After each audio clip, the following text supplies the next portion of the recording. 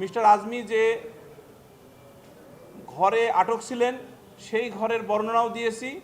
সেখানে 21 feet by 17 fit একটি ঘর, জানালা 5টি, দরজা 2টি, ওয়ার্ড্রোব, আলমিরা, রিডিং টেবিল এবং পরে স্থাপিত এসিও ছিল।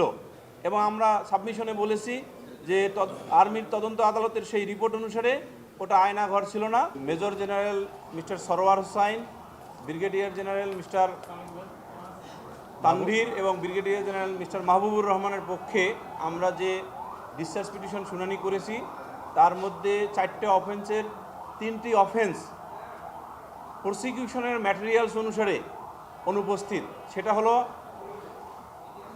ব্রিগেডিয়ার জেনারেল তানভীর এবং মাহবুবুর রহমান যে সময়ে জয়েন করেন নাই ডিজিএফএ, অর্থাৎ ডিজিএফএ চাকরি হিসেবে তার জন্মের আগেই সংগঠিত অপরাধের জন্য তাদেরকে এই মামলায় দায়ী করা হয়েছে।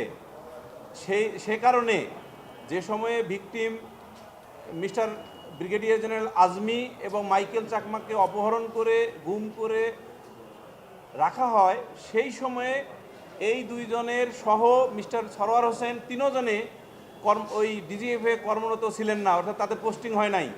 পৃথিবীর কোনো আইনে জন্মের আগের ক্রিমিনাল রেসপন্সিবিলিটি ইম্পোজ করা যায় না এবং সেটা আমাদের সাবমিশনে আমরা মনে করি যে মাননীয় ট্রাইব্যুনালকে পরিষ্কারভাবে বুঝিয়ে দিয়েছি যে প্রসিকিউশনের ম্যাটেরিয়ালস অনুসারে তারা 3 জনে অ্যাবডাকশনের সময় যেহেতু ডিজিএফএ কর্মরত ছিলেন না, অ্যাবডাকশনে অনুপস্থিত তাদের কোনো ইনভলভমেন্ট নাই এবং অ্যারেস্টের ক্ষেত্রে নাই, অর্থাৎ ইনভলভমেন্ট অ্যারেস্টের ক্ষেত্রে নাই। একই সাথে যে সকল রেলিভেন্ট উইটনেস সাক্ষী হিসেবে তাদের জবানবন্দি আনা হয়েছে প্রসিকিউশন ম্যাটেরিয়ালসে, তাদের জবানবন্দিতেও এই 3 জন আসামির বিরুদ্ধে কোনো টর্চারের অভিযোগ নাই।